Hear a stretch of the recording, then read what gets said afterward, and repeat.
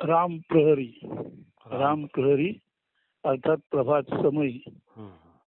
आता एक चिंतन चालू आहे, ते ऐका. आपणाला भावतं, जाणवतं किंवा कसं. पूर्व आणि दक्षिण म्हणजे स्वाभाविकपणे आग्नेयेकडून सूर्य वर येत आहे.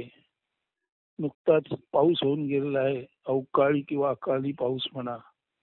आणि त्या अकाली पावसाचं पाणी सर्व तृणांकुरावर आहे किंवा झाडांच्या पानावर आहे, जमिनीवर आहे. आणि सूर्य वर येत आहे आणि हळूहळू ते पाणी बाष्पात रूपांतर होत वर जात आहे. त्या बाष्पाचा परिणाम म्हणजे प्रचंड धुक्याचा जाड थर आणि त्याच्यातून अत्यंत सामर्थ्यशाली आपल्या किरणरूपी बाणांचा प्रहार करीत त्यातून बाहेर पडणारा सूर्य, असे संपूर्ण आजूबाजूला आहे. दिसायला सूर्य टाकला गेला आहे धुक्याने, परंतु शेवटी तो आदित्य आहे. तो आपल्या प्रखर करांचा म्हणजे प्रभाकराचा वापर करून आपले बाण त्या धुक्याला छेदून तो पृथ्वीवर प्रकाश देत आहे. एका वेगळ्या तऱ्हेने ही धुक्याची परिस्थिती, एक तऱ्हेचा हा जो पडदा आहे, तो पडदा भेदून त्याच्यातून चैतन्याचा स्रोत सूर्य आदित्य आपणाला प्रेरणा देत आहे. समोरच एक चिकूचं झाड आहे, त्याच्या लांबच लांब जसे बाहू फैलावून उभा असलेला एखादा मित्र असावा तशा त्याच्या लांबच लांब फांद्या आहेत, छोटी छोटी. आता कोवळेपणातून जूनपणाकडे झुकणारी पानं म्हणजे काळपट पडलेली पानं आहेत. आणि त्या सूर्याचा प्रकाश त्या पानांवर पडत आहे आणि ती सावळी पानं अत्यंत तेजोमय पद्धतीने विलसित झाली आहेत. जसं नभासारखे रूप त्या राघवाचे म्हणतात, तसंच ते राघवाचं रूपच जणू काही इथे चिकूच्या झाडामध्ये प्रतिबिंबित होत आहे. आणि राम राघवाने आपले हात पसरून आपल्या भक्तांना आलिंगन द्यावं तशा त्याच्या पसरलेल्या बाहुरूपी फांद्या आणि मंद मंद येणारा वारा याने जणू काही मोराच्या पिसाची चवरी किंवा मोरपिशी चवरी ढाळावी अशा त्या फांद्या हलत आहेत. आणि जवळच बसलेल्या हे सर्व चिंतन चालू असलेल्याला फार लांबून सुद्धा परंतु आलिंगन दिल्याप्रमाणे जवळून पकडल्याप्रमाणे त्या फांद्याने पकडलं आहे. आणि एक तऱ्हेचं या राम प्रहरी सूर्यकृपेमुळे संपूर्ण धुकं नष्ट करणाऱ्या आदित्याच्या कृपेने त्या फांद्यांवर पडलेला प्रकाश आणि त्या रामाने बाहू पसरलेला आहे. आणि तो आपल्याशी एकरूप झालेल्या साधूला, चिंतकाला, ध्यानधर्त्याला, ध्यानकर्त्याला आणि अर्थातच हा तुमचा जो बोलतो आहे त्याला फार दुरून परंतु घट्ट आलिंगन देत आहे आणि सांगत आहे, बाबा रे, नभासारखे रूप त्या राघवाचे. आता नभासारखे रूप त्या राघवाचे म्हणजे काय? पाणी पडलं ते धुकं आहे, त्याचं वाफेत पाणी पडलं, त्याचं वाफेत रूपांतर झालं, धुकं वर वर वर वर गेलं आणि आकाशाला मिळालं. आणि धुकं संपूर्ण आकाश आता एकदम तेजोमय पद्धतीने पुन्हा उल्लसित झाला आहे. याचा अर्थ असाच आहे की माणूस जडत्वातून आकाशाकडे किंवा अवकाशाकडे जर जसा जातो तस तशी त्याची मनोवस्था, त्याचं हृदय, त्याच्या भावना उत्क्रांत होत जातात. प्रश्न हा नाही की आपलं जीवन जडशील आहे का. प्रश्न हा नाही की आपल्याला अनेक समस्या भिवत नाहीत का. प्रश्न हा नाही की जीवन खडतर आहे का सोपं आहे. प्रश्न आहे चिंतनाचा की खडतर जीवन सोपं कसं करावं.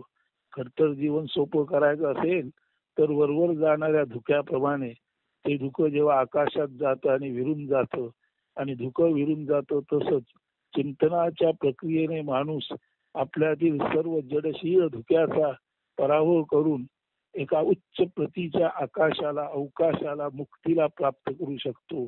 म्हणून जरूर समस्या आहेत, मानवी जीवन समस्यांनी जरूर भरलेलं आहे, परंतु या समस्यातून उठायची ताकद निसर्गाने आपल्याला दिलेली आहे. ते वर जाणारं धुकं आणि अचानक सूर्यापर्यंत पोचल्यानंतर नष्ट होणारं धुकं म्हणजे उत्क्रांत माणूस जेव्हा खऱ्या अर्थाने त्याच्या मानसिक उत्क्रांती होते तेव्हा त्याच्या दृष्टीने जडशीळ हे थंडगार नसून ते जडशीळच चैतन्यामध्ये रूपांतरित करण्याची त्याच्यामध्ये जी सुप्त गुप्त शक्ती आहे ती प्रकट करण्यासाठीच हे संपूर्ण जग दुःखमय जडशीळ समस्यामुळे जणू काही झाले असावे.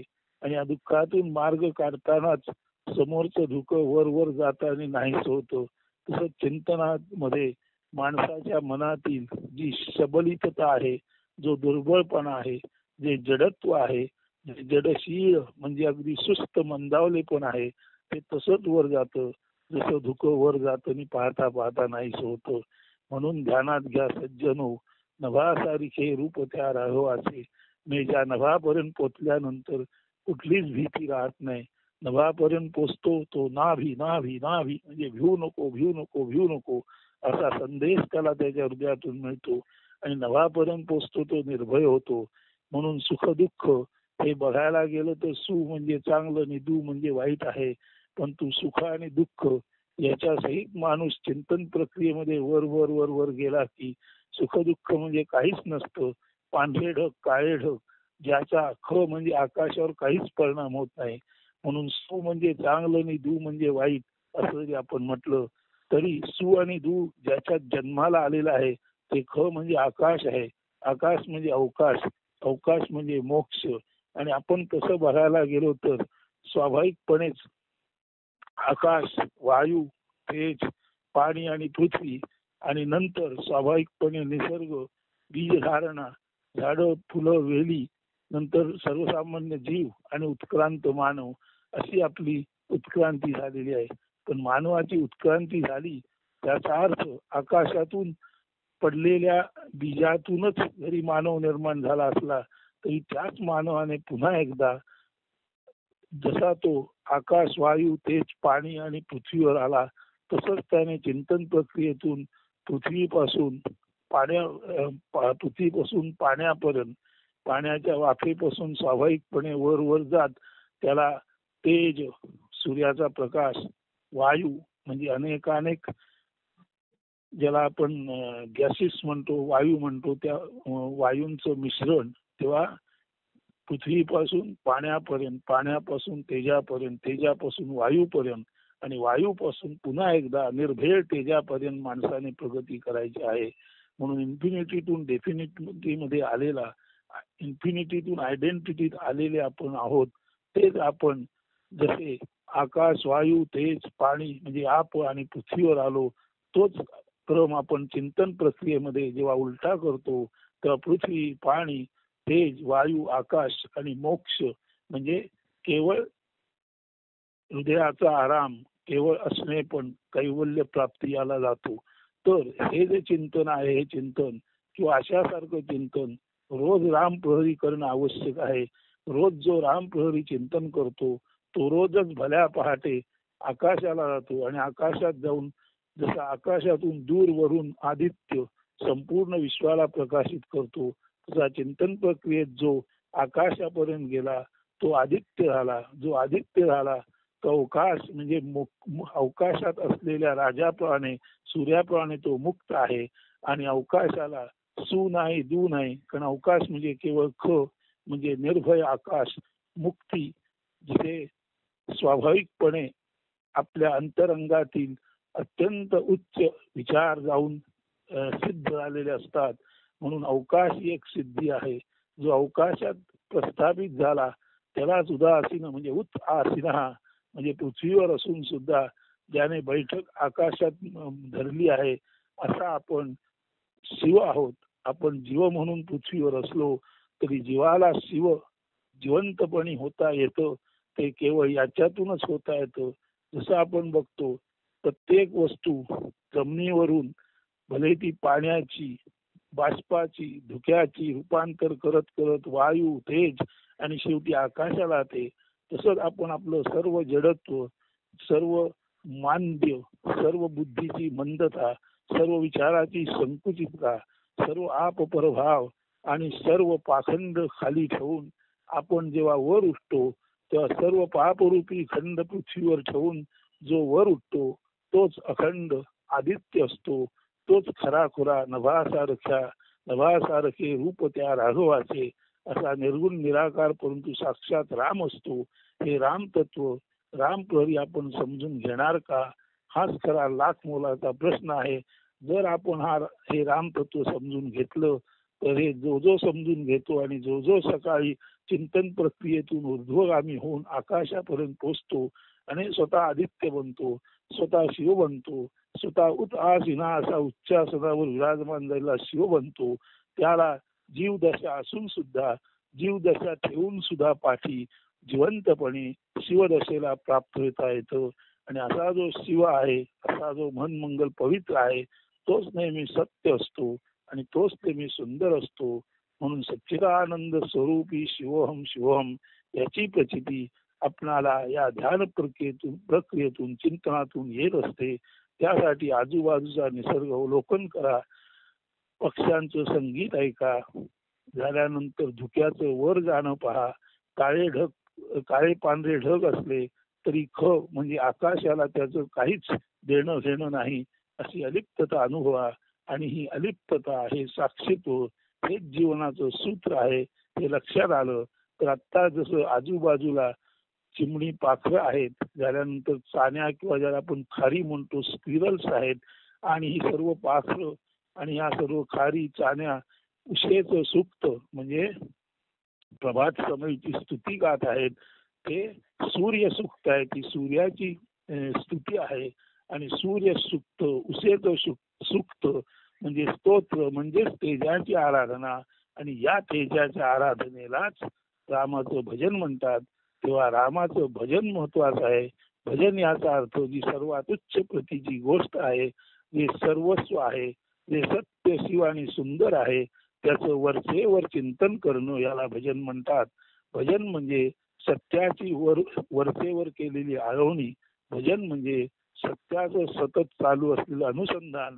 आणि ही आळवणी, हे अनुसंधान, हे भजन राम प्रहरी फार सुलभरित्या आपणाला शक्य होतं. कारण गाढ झोपेतून उठल्यानंतर आपला मेंदू अर्थातच कुठल्याही भूक, ताण, काम, क्रोध, वार्धक्य किंवा मृत्यू या भीतींपासून मुक्त असतो. आणि असे जेव्हा आपण दिगंबर असतो, असे जेव्हा आपण न झाकलेले अशा अर्थी आपण असे जेव्हा शुद्ध अलिप्त असतो, तेच आपलं दिगंबर रूप, तेच आपलं स्वाभाविकपणे अवधूत म्हणजे शुचिरभूत रूप आहे. तर चिंतनामध्येच आपण आपले अवधूत असं शुचिरभूत रूप, आपण आपलं दिगंबर तत्व म्हणजे खऱ्या अर्थाने आपलं मोक्षमय जगणं हे चिंतनातच आपण पाहू शकतो. आणि ते पाहता पाहता चिंतने तद्रूपता म्हणजे चिंतन करणारा चिंतन ज्या विषयाचं करतात त्याशी तद्रूप होतो. अशा अर्थाने पाहता पाहता राम प्रहरी जर असं चिंतन केलं तर राम प्रहरी चिंतन करणारा रामच होतो. राम प्रहरी चिंतन करणारा स्वतः मोक्षदाता रामच बनतो. राम प्रहरी चिंतन करणारा स्वतः दिगंबर म्हणजे सर्वापासून अलिप्त असलेला साक्षी भावात असलेला असा बनतो. आणि असा सतत साक्षी भावात आणि अलिप्ततेत असलेला साधू हाच तो स्वाभाविकपणे अवधूत म्हणजे ज्याला बाह्य स्नानाची गरज नाही, तो जसाच्या तसा अखंड पवित्र आहे. असं सर्व जे असणं आहे ते आपल्या आवाक्यात आहे. फक्त यासाठी थोडंफार का होईना राम प्रहरी भल्या सकाळी आपण चिंतन करणार का? आपण निसर्ग अवलोकन करणार का? आणि नव्हे आपण हीच निसर्ग आहोत हे आपण जाणून घेणार का? निसर्ग याचा अर्थ सतत जो एक सर्ग पाठी टाकतो आणि पुढे जातो म्हणजे साठलेलं टाकून पुढे जाणं, साठलेलं टाकून पुढे जाणं, साठलेलं टाकून पुढे जाणं म्हणजेच त्यागातून विशाल होणं, त्यागातून विशाल होणं, त्यागातून विशाल होणं. आणि अंतिमता इतकं विशाल होणं की जे आकाश आहे ते काही टाकत नाही, ते काही धरत नाही, त्याला ग्राह्य नाही. आकाश हे केवळ आकाश म्हणून नित्य निरंतर मुक्त असतं. तशी आपणाला नित्य निरंतर मुक्ती या चिंतनाद्वारे मिळू शकते. पहा राम प्रहरी आपल्यामध्ये असं काही थोडस हालचाल होते किंवा कसं थोडी हालचाल होत असेल तर ती पुढे पुढे अधिक होईल. हालचाल होतच नसेल तर हे चिंतन समजून घेण्याचा प्रयत्न करा. शक्यता आहे की आय एम दॅट म्हणण्यापेक्षा आय एम दॅट ही अनुभूती आपल्याला निश्चित येऊ शकते. आणि अनुभूती हेच केवळ आणि केवळ शुद्ध अध्यात्म आहे. बाकी सर्व पाखंड आहे. बाकी सर्व साधना आहेत. साधनांच्या भाऊ गर्दीत जे स्वयंसिद्ध आहे ते हरवलेलं आहे. म्हणून आपण जे आहोत ते शोधायची गरज नाही. आपण जे आहोत ते फक्त समजून घेण्याचा प्रयत्न करा. आणि हा समजूतदारपणा म्हणजेच मानवाची मानसिक दृष्ट्या होणारी उत्क्रांती. कृष्णमूर्ती म्हणतात मानव भौतिक दृष्ट्या उत्क्रांत झाला पण मानव अजून मानसिक दृष्ट्या आदिम समाज जिथे होता तिथेच आहे.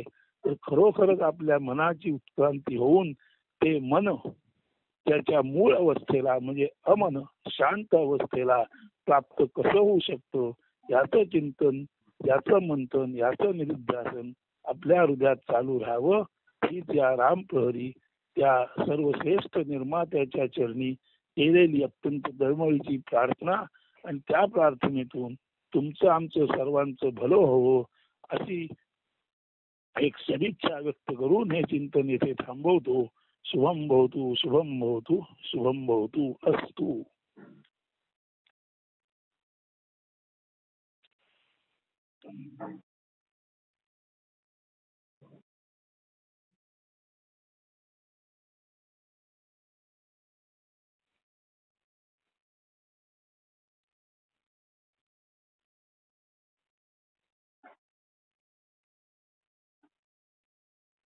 काय आलं